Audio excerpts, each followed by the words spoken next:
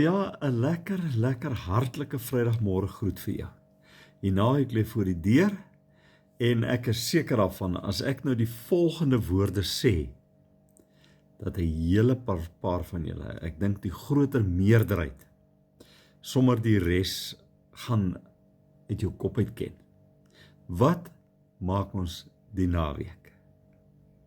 Ja, jy's reg, dis daai een. Dis daai ene. Weet jy wat vir my interessant is? Ek sê nie ons kan nie foute maak nie. Almal van ons maak foute elke dag, ek ook.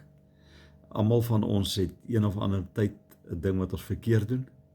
Maar weet jy wat vir my interessant is? Hoe arrogant die mens aangaande die sonde toestand in sy lewe raak, né?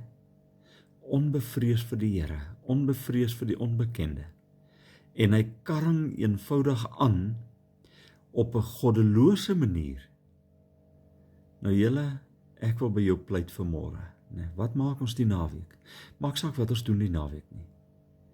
Kom ons bid dat dit nie my verhouding met God gaan bederf of gaan versuur nie, maar dat dit my eerder nader aan die Here gaan bring. Wanneer ek dalk vir myself sê, wat maak ek die naweek?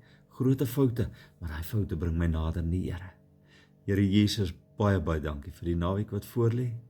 Dankie dat die naweek is 'n besonderse tyd om naby aan U te kan kom. Dankie dat ons sommer die geleentheid kan vat ook, Here, bid vir elkeen wat siek is en wat nie wel is nie. Amen. Jy moet 'n baie lekker naweek hê, hoor. Maak saak wat jy doen nie, gaan hê 'n lekker naweek. Bye bye.